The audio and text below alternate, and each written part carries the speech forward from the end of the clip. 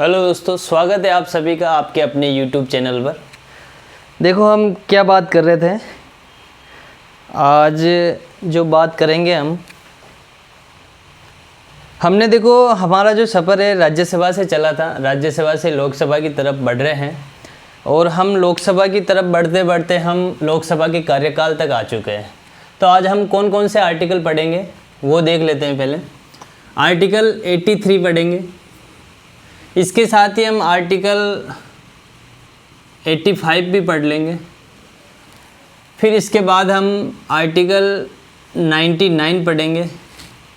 इसके बाद 93 से लेके 96 तक के आर्टिकल हम पढ़ेंगे। फिर इसके बाद हम देखेंगे कि लोकसभा के अध्यक्ष जो थे वो किस किस कार्यकाल में कौन कौन अध्यक्ष थे, और फिर हम लोकसभा की सारी बातें करेंगे कार्यकाल के सहित। तो अपन पढ़ते हैं सबसे पहले लोकसभा का कार्यकाल, जो किस आर्टिकल में आता है 83 में, अनुच्छेद 83 लोकसभा का कार्यकाल। लोकसभा का कार्यकाल। लोकसभा का कार्यकाल में हम पढ़ते हैं अनुच्छेद 83 में कि लोकसभा अगर विघटित नहीं हो, लोकसभा भंग नहीं हो, तो लोकसभा का कार्यकाल कितना होता है। तो लोकसभा का कार्यकाल होगा सर, लोकसभा का कार्यकाल होगा दोस्तों पहली बैठक से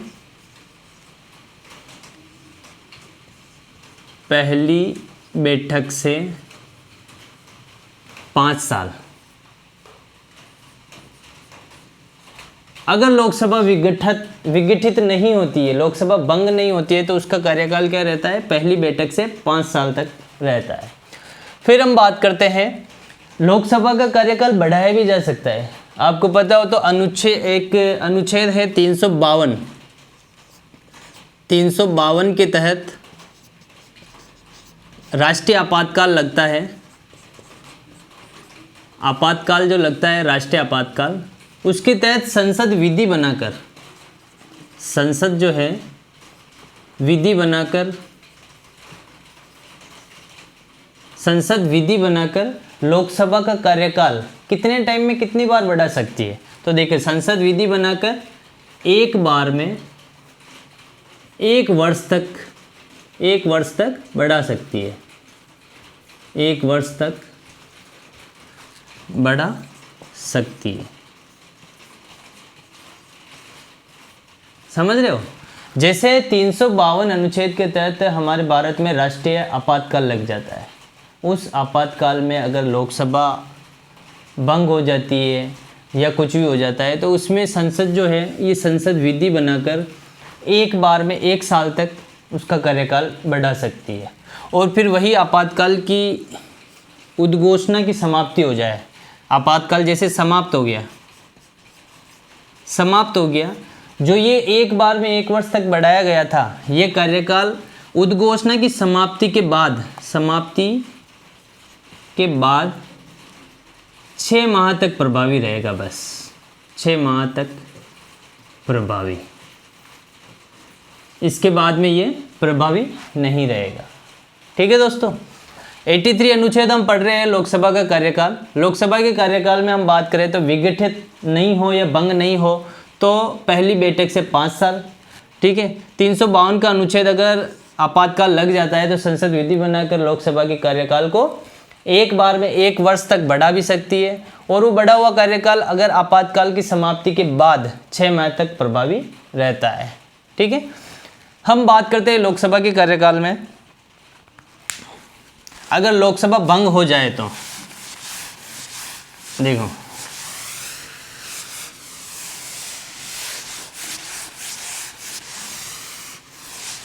एट्टी थ्री हमने पढ़ा लोकसभा का कार्यकाल। लोकसभा का कार्यकाल क्या होता है, और फिर अब हम 99 पढ़ेंगे। 99 में क्या होता है, शपथ। 99 में शपथ होती है। शपथ जो है वो लोकसभा के सांसदों को कौन दिलाएगा, किसके समक्ष शपथ होगी वो हम देखते हैं। शपथ जो है वो राष्ट्रपति या राष्ट्रपति द्वारा निर्धारित व्यक्ति, राष्ट्रपति या राष्ट्रपति द्वारा निर्धारित व्यक्ति सभी सांसदों को शपथ दिलाता है। राष्ट्रपति या राष्ट्रपति द्वारा निर्धारित व्यक्ति।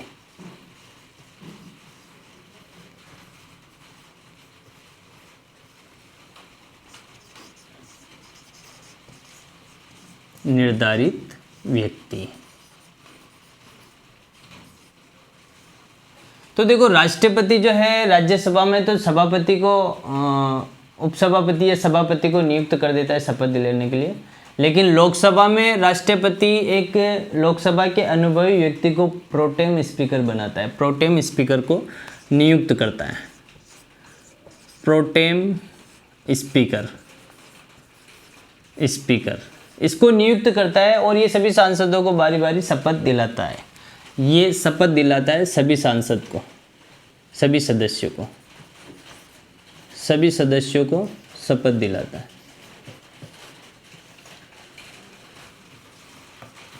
अगर ये सभी सदस्यों को शपथ दिलाता है तो इसको शपथ कौन दिलाएगा? तो ये राष्ट्रपति के समक्ष ये शपथ लेता है।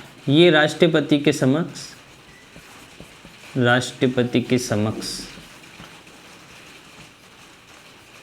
शपथ लेता है। ठीक है दोस्तों, शपथ लेता है। देखो 99 में शपथ का जिक्र है। शपथ का मतलब राष्ट्रपति या राष्ट्रपति द्वारा निर्धारित व्यक्ति, तो राष्ट्रपति प्रोटेम स्पीकर को नियुक्त करता है। प्रोटेम स्पीकर सभी सदस्यों को शपथ दिलाता है और प्रोटेम स्पीकर खुद जो है वो राष्ट्रपति के समक्ष शपथ लेता है। प्रोटेम स्पीकर का एक नाम और आ सकता है दोस्तों, सामयिक अध्यक्ष भी कहते हैं इसे, सामयिक अध्यक्ष भी कह सकते हैं इसे। तो ये एक नाम और आप ध्यान रखें। शपथ में जो है वो राष्ट्रपति या राष्ट्रपति द्वारा निर्धारित व्यक्ति राष्ट्रपति प्रोटेम स्पीकर को नियुक्त कर देता है और सभी सदस्यों को शपथ दिला देता है। प्रोटेम स्पीकर का और क्या काम रहता है? तो प्रोटेम स्पीकर का और काम रहता है कि वह लोकसभा के अध्यक्ष का चुनाव करवाए। लोकसभा अध्यक्ष का चुनाव करवाए। लोकसभा अध्यक्ष का चुनाव करवाए। ठीक है दोस्त, लोकसभा का अध्यक्ष का चुनाव करवाते ही प्रोटेम स्पीकर का शपथ जो है, ये प्रोटेम स्पीकर का जो पद है वो समाप्त हो जाता है। देखो हमारे जो प्रोटेम स्पीकर, जो भारत के प्रथम प्रोटेम स्पीकर रहे वो कौन थे? तो भारत के फर्स्ट प्रोटेम स्पीकर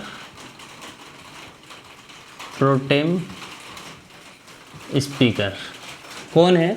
डॉक्टर सच्चिदानंद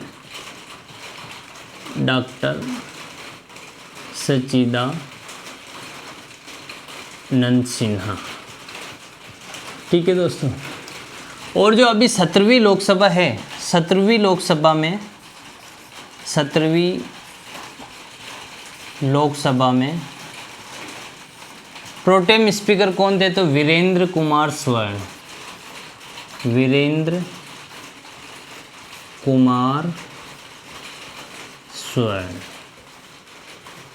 ठीक है दोस्तों, ये बात है। देखो हमने जो अनुच्छेद अभी तक पढ़े वो 83 और 99। 83 में हमने लोकसभा का कार्यकाल पढ़ा, 99 में हमने शपथ का जिक्र किया। शपथ की बातों में हमने प्रोटेम स्पीकर नाम से एक पद के बारे में पढ़ा जिसे सामयिक अध्यक्ष भी कहते हैं। और हमने बात की कि इसमें शपथ कौन दिलाता है? तो शपथ जो दिलाता है वो राष्ट्रपति या राष्ट्रपति द्वारा निर्धारित व्यक्ति शपथ दिलाता है। ठीक है दोस्तों, हम आगे बात करेंगे लोकसभा के जो अध्यक्ष रहे हैं वो किस किस कार्यकाल में कौन कौन से अध्यक्ष रहे हैं, और हम बात करेंगे लोकसभा के उपाध्यक्ष की, लोकसभा के अध्यक्ष की, जो पदाधिकारी है लोकसभा में उनकी बातें करेंगे। और हम बात करेंगे जो लोकसभा में जो 1919 का मॉन्टेग्यू चेम्सफोर्ड जो अधिनियम था ना, उससे पहले भारत में एक सदनीय संसद थी। उसके बाद में 2 सदनीय संसद प्रभावी ढंग से आई, लेकिन उससे पहले एक सदनीय संसद थी, तो हम उसकी भी बात करेंगे। हम बात करते हैं अब आर्टिकल 93 से 96। 85 की बात नहीं की हमने, 85 की बात कर लेते। 83 में कार्यकाल हो गया, 83 से ही रिलेटेड है 85। 85 में क्या होता है? 85 में होता है भैया, प्रधानमंत्री की सलाह पर जो पीएम होता है, पीएम की सलाह पर राष्ट्रपति जो होता है, राष्ट्रपति वो लोकसभा को भंग कर सकता है या लोकसभा को विघटित कर सकता है। लोकसभा को भंग कर सकता है, कर सकता है।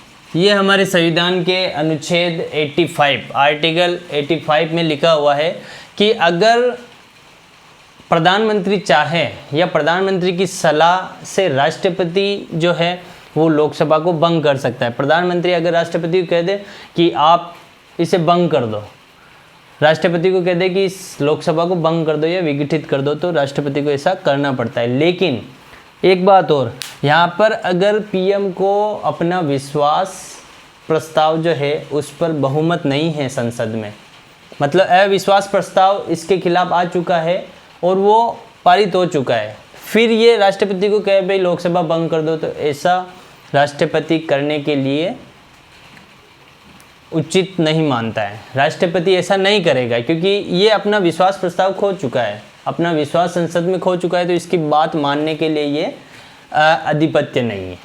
ठीक है दोस्तों, अब हम बात करेंगे जो हमारे लोकसभा के पदाधिकारी, लोकसभा के पदाधिकारी, पदाधिकारी कौन कौन है? पदाधिकारी कौन कौन है? तो लोकसभा अध्यक्ष है और एक लोकसभा उपाध्यक्ष है। इसमें हम बात करेंगे 93 से लेकर 94, 95 और 96 इन आर्टिकल्स की बात करेंगे हम। तो हम बात करते हैं 93 की। 93 में क्या कहा गया है? लोकसभा का जो अध्यक्ष होगा वो लोकसभा के सदस्यों में से ही चुना जाएगा। लोकसभा का जो अध्यक्ष होगा, लोकसभा का अध्यक्ष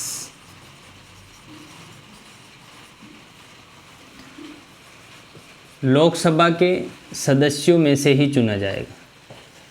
लोकसभा के सदस्यों में से ही चुना जाएगा।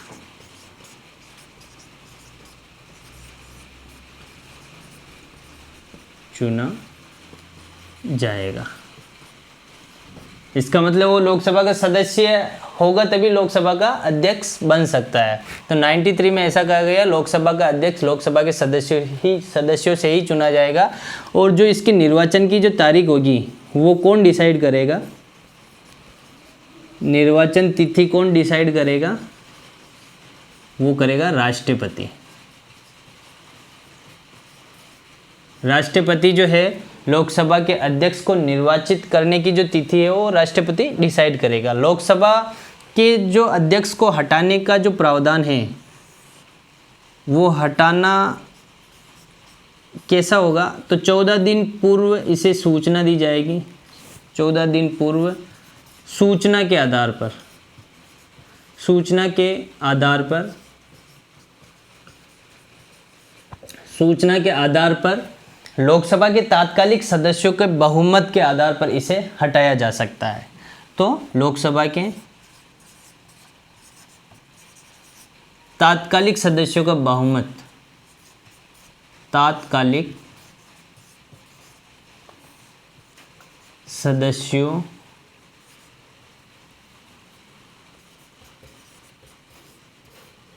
के पूर्ण बहुमत के आधार पर इसे हटाया जा सकता है। कैसे हटाया जा सकता है? तो 14 दिन पूर्व उसको सूचना दी जाएगी। फिर लोकसभा के जो तात्कालिक जो सदस्य होंगे प्रेजेंट टाइम में, उस टाइम पे उन सदस्यों का जो बहुमत होगा, जैसे 100 सदस्य 51 सदस्यों ने कह दिया भाई इसको हटाना है, तो वो हट जाएगा पूर्ण बहुमत के आधार पर। ठीक है दोस्तों। और लोकसभा का जो अध्यक्ष होता है, वो लोकसभा के अध्यक्ष के क्या क्या कार्य होते हैं वो भी हम आगे बात करेंगे, और लोकसभा के उपाध्यक्ष के क्या क्या कार्य होते हैं वो भी हम आगे बात करेंगे। लेकिन इसकी निर्वाचन की जो तिथि होती है वो राष्ट्रपति डिसाइड करता है। ठीक है, हटाना हो गया इसका। और ये जो समय से पूर्व भी त्यागपत्र दे सकता है, तो समय से पूर्व त्यागपत्र किसे देगा? ये त्यागपत्र जो है ये किसे संबोधित करेगा? तो उपाध्यक्ष को। उपाध्यक्ष त्यागपत्र किसे देगा? ये उपाध्यक्ष को। और दोस्तों जो लोकसभा अध्यक्ष और उपाध्यक्ष होते हैं ना, वो अपने पद की शपथ नहीं लेते हैं। ये बात आप ध्यान रखें। लोकसभा जो अध्यक्ष होते हैं और उपाध्यक्ष होते हैं वो अपने पद की कभी शपथ नहीं लेते हैं। हाँ, वो सदस्य के रूप में जरूर शपथ लेंगे, लेकिन पद की अपने शपथ नहीं लेंगे। ये हो गया 93। 94 की बात करते हैं हम।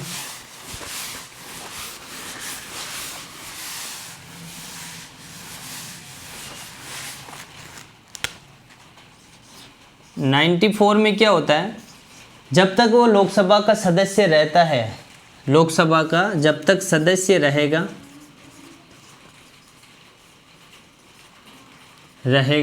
तब तक वह लोकसभा का अध्यक्ष रह सकता है। लोकसभा का अध्यक्ष रह सकता है। लोकसभा का अध्यक्ष रह सकता है। इससे पहले भी वो त्यागपत्र दे सकता है। उपाध्यक्ष को अपना त्यागपत्र संबोधित करके त्यागपत्र दे सकता है, अपने पद से मुक्त हो सकता है। लेकिन 94 के अकॉर्डिंग लोकसभा सदस्य जब तक रहेगा, लोकसभा के अंदर वो सदस्य रहेगा, तब तक वह लोकसभा अध्यक्ष रह सकता है। इसके बावजूद वह जो लोकसभा अध्यक्ष का पद जो कब तक बना रहता है वो देखिए। लोकसभा का जो पद है, जैसे भंग हो गई, लोकसभा भंग हो गई, जैसे मानो लोकसभा भंग हो गई, फिर भी लोकसभा अध्यक्ष का पद बना रहता है। कब तक बना रहता है? आगामी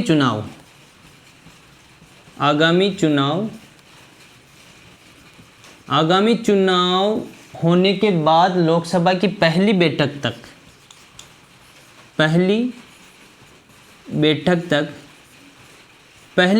तक वो जो पुराना लोकसभा अध्यक्ष है वो बना रहेगा। लोकसभा का अध्यक्ष का पद तब ही खाली होगा कि जब आगामी चुनाव की पहली बैठक हो जाएगी। उस समय के बाद लोकसभा का जो पुराना अध्यक्ष है वो अपने पद से पदमुक्त होगा। लोकसभा का अध्यक्ष बना रहेगा जब तक वो। ठीक है दोस्तों, ये 94 की बात है। हम इसमें थोड़ी बात करें 95 की। 95 में तो देखो अनुपस्थिति, लोकसभा अध्यक्ष और उपाध्यक्ष की अनुपस्थिति और पद रिक्ति है। और 96 में क्या है? तो 96 में हम बात करेंगे, पहले हम 95 की बात कर लेते हैं। 95 इसमें क्या? अनुपस्थिति और एक है पद रिक्ति।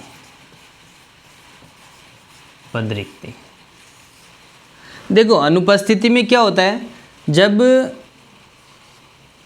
अध्यक्ष अनुपस्थित हो, लोकसभा अध्यक्ष अनुपस्थित हो, तो उसका कार्यभार कौन संभालेगा? उसका जो सदन की अध्यक्षता है वो कौन करेगा? वो उपाध्यक्ष करेगा। ठीक है। अध्यक्ष की रिक्ति में, अध्यक्ष की अनुपस्थिति में, पद रिक्ति में नहीं, अध्यक्ष की अनुपस्थिति में उपाध्यक्ष सदन की बैठक की अध्यक्षता करेगा, सदन का कार्यभार संभालेगा। ठीक है। अगर अध्यक्ष भी अनुपस्थित हो और उपाध्यक्ष भी अनुपस्थित हो, फिर अध्यक्ष जो है समय रहते अनुसार वो जो है 10 उपाध्यक्षों की सूची बनाएगा। 10 उपाध्यक्षों की सूची बनाएगा। 10 उपाध्यक्षों की सूची बनाकर उसको कर्मता के अनुसार, वरीयता व कर्म के अनुसार जो 1 2 3 4 से लेकर 10 तक जो होगा ना, ऊपर जैसे अनुभवी होगा, फिर उससे कम, फिर उससे कम, तो वो 10 उपाध्यक्ष होंगे ना, वो बारी बारी से जो नहीं आ रहा है, अनुपस्थित है, वो उसकी जगह पे दूसरा, ये ऐसे 10 उपाध्यक्ष होंगे। वो कर्म के अनुसार, अपनी वरीयता के अनुसार, कर्म के अनुसार सदन की अध्यक्षता कर सकते हैं, सदन का कार्यभार संभाल सकते हैं। तो 10 उपाध्यक्ष की सूची यहाँ पर तैयार होती है अध्यक्ष और उपाध्यक्ष की अनुपस्थिति में। ठीक है, ये कहता है अपना आर्टिकल 95। फिर हम पद रिक्ति की बात करते हैं। पद रिक्ति की बात करते हैं, अध्यक्ष का पद रिक्त है तो कौन अध्यक्षता करेगा? उपाध्यक्ष। दोनों का पद रिक्त है, दोनों का पद रिक्त है, दोनों पद पे है ही नहीं, है ना, पद खाली है, तो फिर राष्ट्रपति सदन से, राष्ट्रपति जो है सदन से किसी भी व्यक्ति, किसी भी अनुभवी व्यक्ति को सदन की अध्यक्षता करने के लिए कह सकता है। सदन की अध्यक्षता भाई तुम करो। अगर अध्यक्ष भी पद रिक्त है और उपाध्यक्ष भी पद रिक्त है तो राष्ट्रपति कह सकता है भाई किसी अनुभवी व्यक्ति को भी आप अध्यक्षता करो, लेकिन 6 माह के अंदर उपचुनाव होना जरूरी है। उपचुनाव होना जरूरी है, 6 माह के अंदर उपचुनाव होना जरूरी है। ठीक है दोस्तों, हम बात करते हैं अगर ये अध्यक्ष और उपाध्यक्ष की अनुपस्थिति में 10 उपाध्यक्ष हो, 10 उपाध्यक्ष भी नहीं हो, तो फिर जो लोकसभा है ना, लोकसभा के जो सदस्य हैं वो भी तय कर सकते हैं भाई, वो भी अपने अध्यक्ष को चुन सकते हैं। परमानेंटली नहीं, टेम्परेरी एक अध्यक्ष को चुन सकते हैं भाई, आप अध्यक्षता करो और सदन का कार्यभार संभालो। ठीक है दोस्तों, ये हो गया 95। 96 में अब क्या आता है, तो 96 में हम बात करते हैं। 96 में क्या आएगा, तो 96 में जो इनके खिलाफ संकल्प प्रस्ताव आएगा, अध्यक्ष और उपाध्यक्ष, अध्यक्ष व उपाध्यक्ष को हटाने के लिए, उपाध्यक्ष को हटाने के लिए जो संकल्प प्रस्ताव आता है ना दोस्तों, जिस बैठक में संकल्प प्रस्ताव जिस बैठक में आएगा, उसकी अध्यक्षता, उसकी जो अध्यक्षता है वो लोकसभा का अध्यक्ष नहीं करेगा, अध्यक्षता नहीं करेगा, लोकसभा का अध्यक्ष नहीं करेगा, लेकिन इसे इस बैठक में मत देने का अधिकार होगा, मत देने का अधिकार होगा, मत देने का अधिकार तो होगा, लेकिन जब निर्णायक मत की बात आएगी, भाई बराबर हो गए सभी, 50-50 मत बराबर हो गए दोनों पार्टियों के, और अब निर्णायक मत की बात आ रही है और लोकसभा अध्यक्ष जिस पर बैठक चल रही है, जिस पर संकल्प प्रस्ताव आया है, अब उसका वोट बाकी है, तो निर्णायक मत देने का अधिकार उसे नहीं होगा। ये बात भी ध्यान रखें। अपने बैठक की अध्यक्षता नहीं कर सकता है अध्यक्ष की अनुपस्थिति में उपाध्यक्ष भी नहीं कर सकता है। मत देने का अधिकार है लेकिन निर्णायक मत देने का अधिकार नहीं है 96 के तहत। ठीक है दोस्तों, अब हम बात करते हैं जो भारत के प्रथम डिप्टी रहे हैं, भारत के प्रथम डिप्टी जो रहे हैं वो है फ्रेडरिक वाइट 1921 में। भारत के प्रथम डिप्टी मतलब ये मान लो आप प्रथम लोकसभा अध्यक्ष मान लो उसे, फ्रेडरिक वाइट रहे हैं। और फिर अपन उपाध्यक्ष की बात करें तो उपाध्यक्ष रहे सच्चिदानंद 1921 में ही। फिर हम भारतीय अध्यक्ष की बात करें, लोकसभा भारतीय अध्यक्ष कौन रहा है तो विट्ठल भाई पटेल रहे हैं वो 1925 में। फिर हम बात करें भाई राज्य परिषद जो 1919 का मॉन्टेग्यू चेम्सफोर्ड जो अधिनियम था, उसके बाद भारत में द्विसदनीय संसद प्रभावी हो गई। उसके बाद जो है राज्य परिषद के सभापति कौन रहे, प्रथम सभापति तो वो है एलेक्जेंडर मूडीमैन 1921 में रहे हैं। ठीक है दोस्तों, ये बातें थोड़ी आप याद रखें। इससे आगे हम बात करेंगे। अब हम जो बात करने जा रहे हैं वो जो बातें हैं लोकसभा अध्यक्ष जो प्रथम चुनाव से लेकर आज दिन तक कौन कौन से लोकसभा अध्यक्ष रहे हैं उनकी हम बात करेंगे। तो हम बात करेंगे लोकसभा अध्यक्ष की। प्रथम लोकसभा अध्यक्ष कौन रहे हैं आप सभी को पता होगा, वासुदेव मावलकर, गणेश वासुदेव मावलकर। ठीक है दोस्तों, तो प्रथम लोकसभा अध्यक्ष गणेश वासुदेव मावलकर,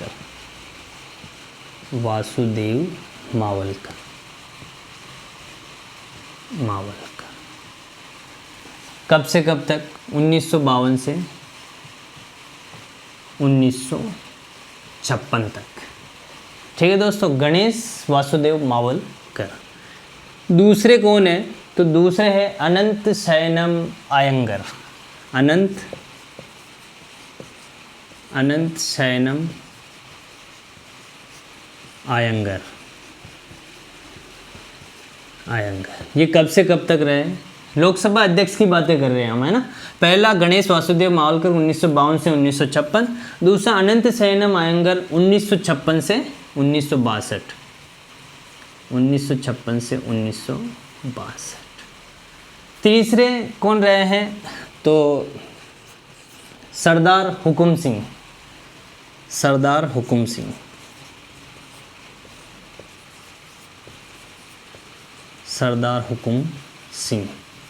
ये तीसरे लोकसभा अध्यक्ष हैं जो कब से कब तक रहे? 1962 से 1967। वासुदेव जो मावलकर थे इनकी पद पर रहते मृत्यु हुई थी, और जो अंतरिम सरकार थी हमारी, अंतरिम सरकार, उसके भी अध्यक्ष थे गणेश वासुदेव मावलकर।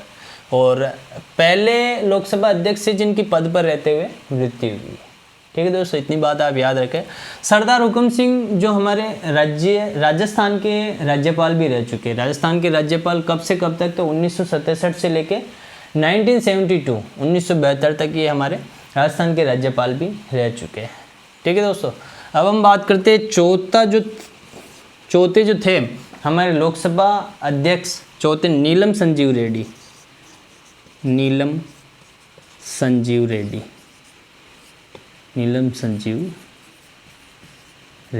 ये कब से कब तक थे? तो 1967 से 1969।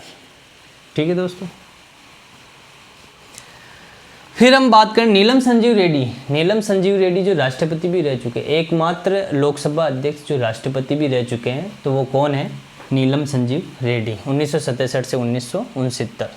ठीक है, फिर हम बात करते हैं, देखो इसके बाद जो है गणेश वासुदेव मावलकर, अनंत शयनम अयंगर, सरदार हुकुम सिंह, नीलम संजीव रेड्डी, इसके बाद बलीराम भगत, इसके बाद जो आएगा वो है गुरुदयाल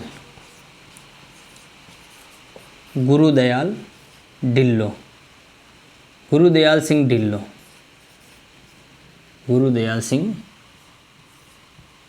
ढिल्लो। ये कब से कब तक? तो 1969 से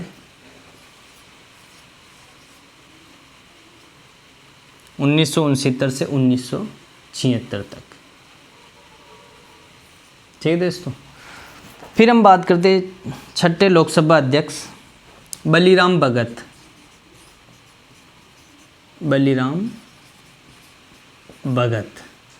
ये कब से कब तक? तो 1976 से 1977 तक। 1977 तक। ठीक है, फिर आते हैं हमारे नीलम संजीव रेड्डी। वापस नीलम संजीव रेड्डी बने, नीलम संजीव रेड्डी। ये सबसे कम कार्यकाल तक रहे 1977 में। 1977 में सबसे कम कार्यकाल तक रहे। फिर आएगा के.एस. हेगड़े।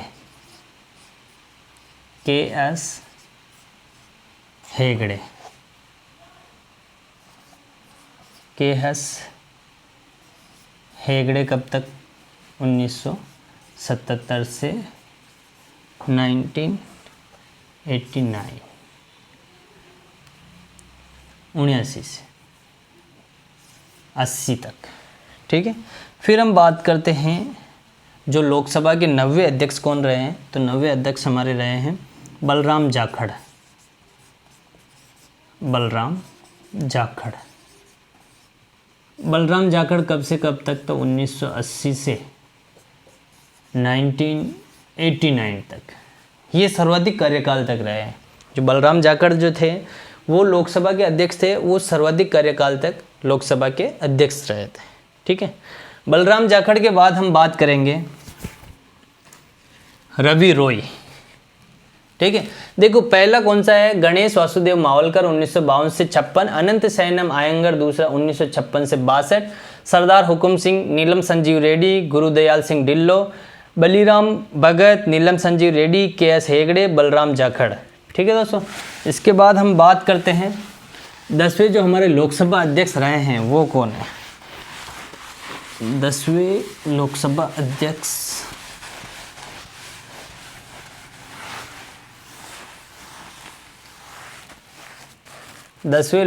अध्यक्ष रवि रॉय। ये रवि नहीं है, रवि रॉय है, रवि रॉय। ठीक है, रवि रॉय कब से कब तक रहे? तो 1989 से 1991। इसके बाद हम बात करेंगे शिवराज पाटिल की। शिवराज पाटिल। ठीक है दोस्तों, इसके बाद हम बात करेंगे Sangma, P S. Sangma, P.A. Sangma, P.A. Sangma. इसके बाद हम बात करेंगे GMC,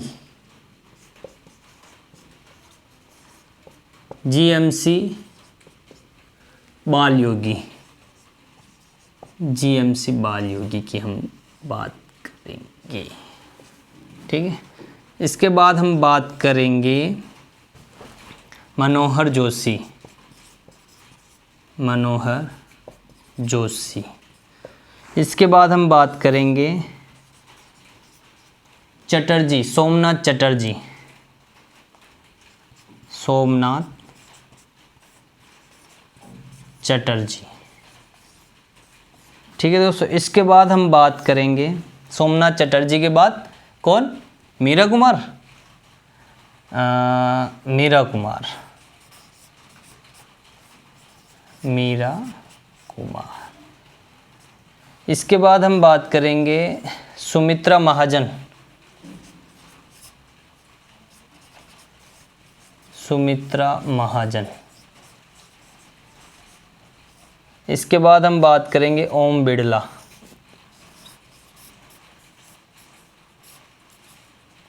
ओम बिड़ला। यार ये अक्सर टेढ़े टेढ़े चले जाते हैं, पता नहीं क्यों। देखो शिवराज सिंह पाटिल, जो शिवराज सिंह पाटिल थे वो 1991 से लेकर 1996। P.A. संगमा थी जो 1996 से लेकर 1998। G.S.G. बाल योगी जो थे वो 1998 से लेके 2002। मनोहर जोशी जो थे वो 2002 से लेकर 2004। सोमनाथ चटर्जी 2004 से लेकर 2009। मीरा कुमार जो थी ये प्रथम महिला अध्यक्ष भी थी, ये भी याद रखिए। लोकसभा की प्रथम महिला अध्यक्ष कौन थी? तो मीरा कुमार। और दूसरी महिला अध्यक्ष कौन थी? तो सुमित्रा महाजन। सुमित्रा महाजन है, सुमित्रा महाजन। देखो मीरा कुमार कब से कब तक थी? तो 2009 से 2014। सुमित्रा महाजन 2014 से लेकर 2019 तक। ठीक है दोस्तों, 2019 तक। ओम बिड़ला अभी 2019 से निरंतर, 2019 से निरंतर।